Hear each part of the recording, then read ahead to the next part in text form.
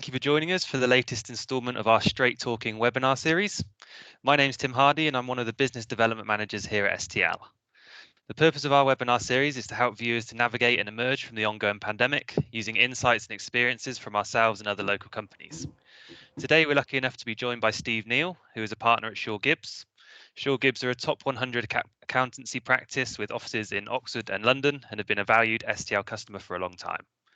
Before we introduce Steve further and gain some valuable insights into life at Gibbs during the pandemic, I'd like to hand over to my colleague Alan Rogers, who's going to give us some more details on STL, who we are and what we do. Thanks, Tim. Hi, everybody. Thanks for joining us today. As Tim says, I'm Alan from STL. I've been with the company for over 8 years now, on a journey that's been an ever-changing landscape. As we all know, technology is constantly evolving and rapidly evolving. As a Whitney-based company, hopefully many of you know who we are and what we do. For those that maybe aren't fully aware of what we do, I'll give you a 5-minute overview. So STL are an IT and communications specialist that have been providing next generation services for over 22 years. We help businesses stay better connected to their customers and enable the people within the business to communicate and collaborate more effectively. Now, how do we do that? So firstly, we understand the complex challenges a business might face when considering how they might want to communicate with their customers. How to optimize efficiency, both from a cost and an operational perspective within their organization. And secondly, we understand that technology, as I said before, is ever changing and fast moving. So we ensure that we have the right skill set. We work with market leading partners and stay ahead of the curve from a technology perspective.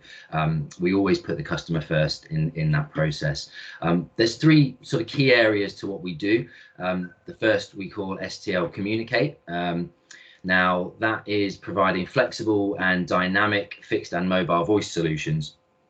Phone systems, for instance, both on-premise or hosted in the cloud. Lines and calls, which historically would have meant the more traditional sort of lines that you would be used to. Predominantly now, of course, we're talking about voice over IP. We also offer mobile tariffs that offer greater sort of scalability and flexibility, which really sets us apart from the main networks. I think flexibility and adaptability is key these days, and we can facilitate that with our flexible mobile contracts. The second main area is what we call STL Connect. Now, that is allowing your business effectively to communicate and connect securely and reliably using fixed and mobile data connectivity. We've got an always on approach, allowing you to reach the outside world, access your critical data 24/7, 365. Now, this might be through a resilient dedicated fiber connection, 4G, structured Wi-Fi in your office, or broadband that is just simply more catered to the size and nature of your business. We also offer cloud and fixed solutions for storing, managing, accessing your data from wherever you might be, again, securely and reliably. STL Collab IT is our sort of third area of products. Data is now the most valuable commodity in the world, and how you access it or stop the wrong people from accessing it is more important now than it's ever been. With our IT services and support, we can ensure your communications are optimized, secure, compliant, and again, most of all, reliable. This might be through our managed IT services, IT support, cybersecurity, data backup, disaster recovery plans, or just simply considering what tools you use to collaborate as an organization. For example, the most sort of pertinent one as of late is the emergence of Microsoft Teams, which I'm sure many of you are now using if you weren't before. We call that unified communications. As I said before, we've got 22 years of experience in the industry, and we faced many challenges and hurdles, none like the last 12 months. So I think on that note, I'll pass back to Tim to further introduce our guest, who can tell us a bit more about the challenges that they've faced in the last 12 months. Thanks, Alan. So as I mentioned earlier, we're very lucky to be joined by Steve Neal from Gibbs. Steve, thank you very much for giving up your time this morning. Before we delve a bit into a bit of Q&A, would you like to give us a bit of introduction to Gibbs and your role there? Yeah, sure. So essentially, Gibbs is an accountancy practice locally based but with an international reach via the DFK network that we're part of. We're about 90 people across our 2 offices in Oxford and London. And mainly we work with SMEs and entrepreneurs, helping them to grow, to meet their objectives, pay the right amount of tax and meet their compliance obligations as well. So we employ experts in accounting, auditing, tax, financial services, corporate finance, and our aim is to collaborate with our clients and their advisors and to deliver innovative solutions. My role is I lead our audit and accounts team as part of that. So that's managing, I guess, overseeing 30 or so people. And on top of that, of course, I have a client portfolio that needs to be well looked after and helped and proactively advised. And that's me in a nutshell. Well, great, thanks for that. So yeah, moving forward, I guess 2020 was a tough year for everyone. So what were the biggest challenges that Shaw Gibbs faced, and how did you sort of try to overcome those? Wow. Yeah, what a year. Well, the first challenge, of course, was we'll ignore January and February, shall we? And so the first challenge in March was getting everybody working from home.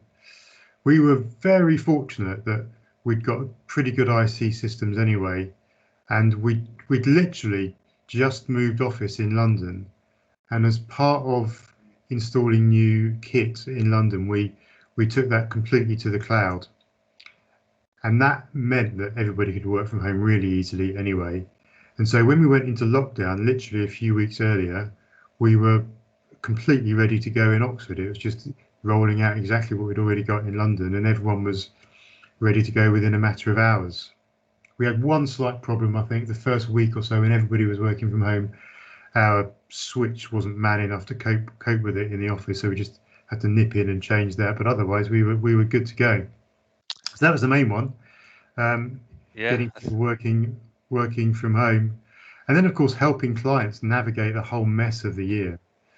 All the furlough was great, but of course the rules changed. You had to keep up to date with it, help clients understand what was going on, and just keeping clients advised and informed took quite a lot of work. A lot of that was done by pushing out email communications, website updates, that sort of thing. But of course, a lot of phone calls were needed as well to stay in contact.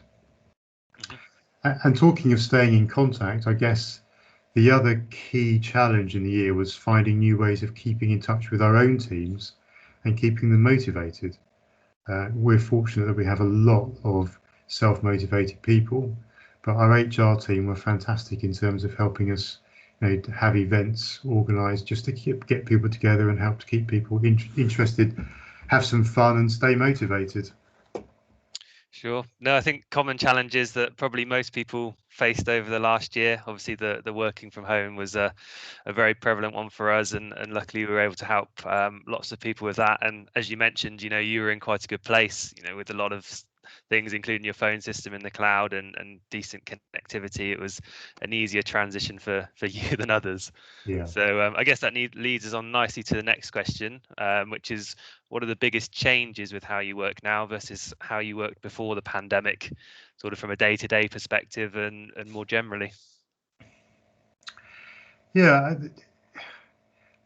in some ways it kind of looks back to what I was just saying. It's the biggest changes now, of course, with working from home is getting used to communicating with people in a different way. More regular use of things like we're using now, like Teams and Zoom, and not just with clients and looking out of the business, if you like, but actually just staying in contact with our own people. I mean, that is one of the biggest changes. Sure. And for me, because I lead our audit and accounts team, typically in the past, you would always go on site to do an audit because you really need to be on site to kick the tires, as we say in the business, to see what's going on, to get a feel. And of course, for the last year, we've been doing remote auditing, which is very different, puts a lot more onus on the client to put out information. But that for us is probably the biggest change in our organisation is that remote auditing.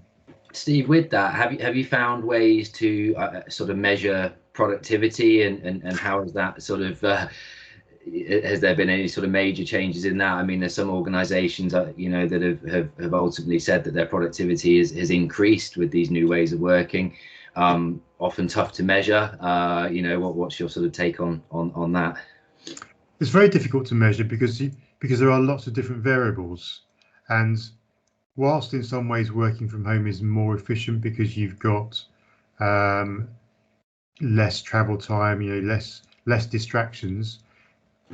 Working from home is I find it more intense because actually those distractions you get in the workplace usually are people face to face, and as humans we need that people contact, and when you take that people contact away, life becomes more intense, I believe. But we all adapt, don't we? We adapt to the changes. Have we become more productive? I would say not particularly. I don't think we've become any less productive, but the positives are probably outweighed by some of the negatives. For example, I mentioned remote auditing. Remote auditing is less productive because we have to wait for the client to be able to give us information, whereas normally we go and pull out an invoice file and find the information we need. So it swings and roundabouts. Sure. Yeah, absolutely. All tricky stuff. I guess moving forward, do you think the pandemic will change the way that you operate in the future? I mean, a lot of people are talking of maybe some sort of hybrid working moving forward. How do you have a take on that, or what do you see doing there? Absolutely. I mean, funnily enough, we were talking about allowing people to work more from home before the pandemic struck.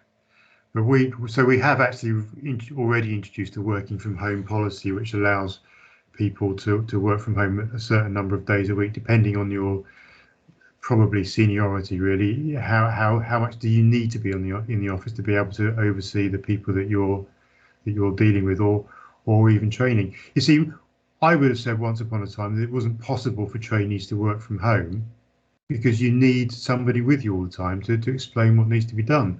But with the advent of Teams and Zoom, where you can share your screen, that does make a huge difference. So certainly working from home will be different. There'll be less traveling. People will realize that Zoom and Teams are an appropriate and viable option in certain circumstances. You don't necessarily need to go and sit in front of a client, although that is always going to be the preferred option. But it will be a time saver to not have to do that traveling so much, and good for the planet as well. Go on. Yeah, I was going to say that I think that's been the sort of recurring theme for us, really talking to our customers. Obviously we've been, in terms of the technologies that now facilitate this way of working, we've been advocates of it for years, of course, and it's not new to the market.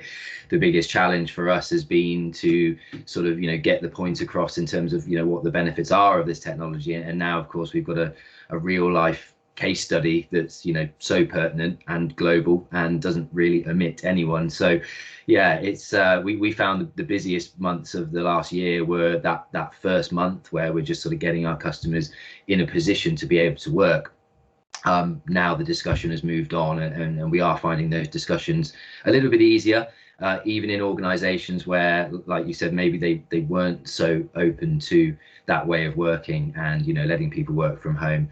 I think everybody's becoming a little bit more kind of amenable to that scenario, which can only be a good thing. There's more hours in the day now, ultimately. So yeah, and I think, as you said, Steve, there's good bits and bad bits to working from home. Some people like certain aspects of it and don't like other aspects. So that sort of hybrid working pattern moving forward is probably something that I think we're going to see certainly over the next couple of years. Yeah. Which sort of leads us on nicely to the next question. And I know we've touched on various aspects, but we just wanted to get your thoughts on how technology has helped you through the last year and what sort of stuff you've been using. Well, like everybody else, of course, we've used Zoom and Teams a massive amount. Had I heard of Zoom or Teams in January last year? No, probably is the honest answer. And I suspect that's the same for many people. They've been a revelation, haven't they? And they've completely revolutionised our lives. And also STL provide us with our telephone systems. We use the Horizon system, and the Horizon app has been really helpful as well. It's seamless in terms of, the clients thinks I'm working at my desk. They don't need to dial my mobile phone. They can use my mobile, but phone's my desk, comes straight through to my mobile, and the app gives me all of the functionality that I'd have from my phone in the office. I can see my office directory easily. It's Doddle, so that's been great as well.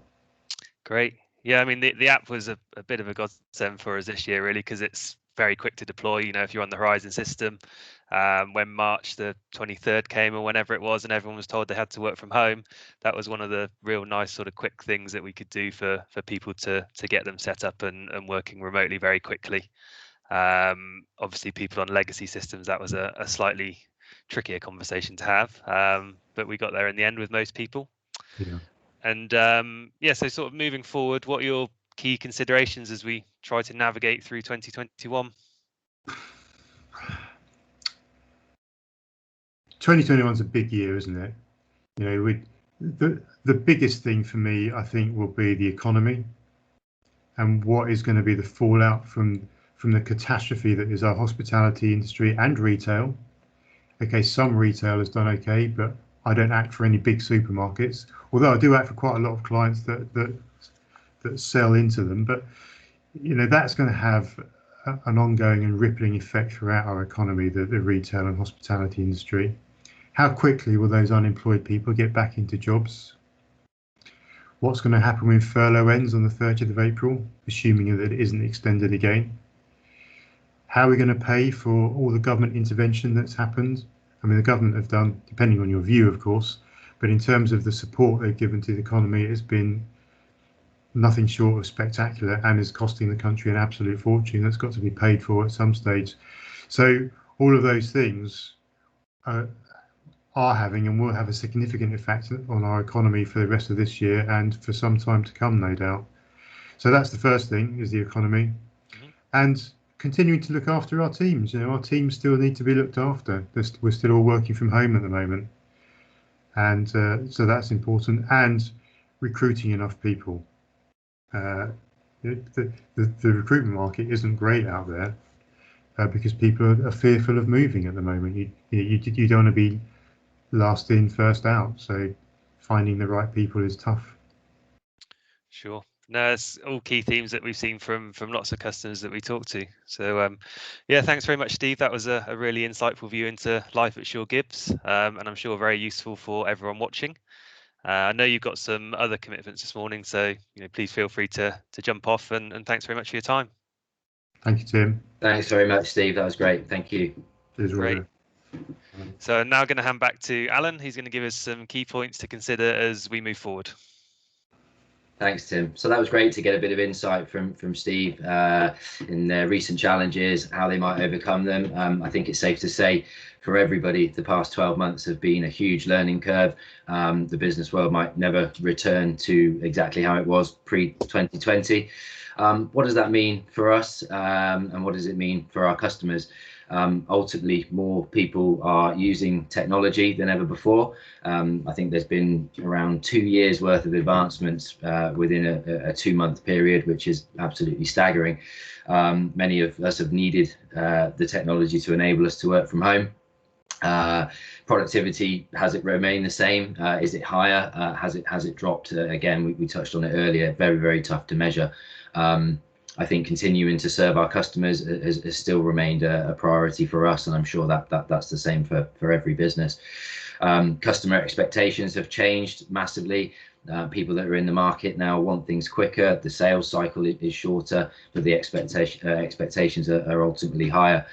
People can pick and choose the mediums that they use to purchase. It's easier to buy, which I think increases competition.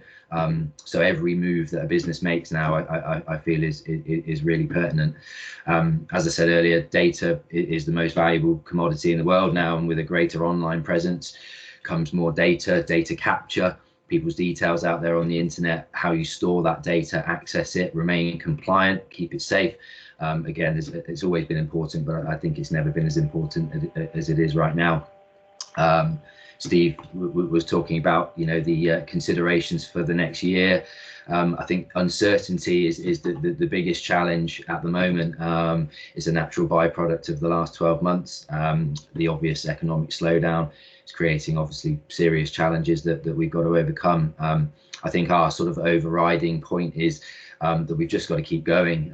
Innovation, collaboration, efficiency, you know, businesses working together, communicating better, and just providing a good service is all we really can do until we sort of come out of the end of this. And of course, these will be the fundamental elements that will get the economy back to sort of hopefully where it was, and hopefully stronger than ever. So we've just got to keep pushing forward, really. And yeah, thanks for touching on the technology that you've used, Steve, and obviously if there's anybody out there that feels that STL can help us with that, we can help you with that, then we'd love to talk to you. There's so many different platforms out there that will hopefully help your business remain effective, and that is ultimately what we're doing. So we'd love to hear from you. Great. Well, that concludes the latest edition of the Straight Talking webinars. Thanks very much for your time, everyone, and we look forward to seeing you again soon.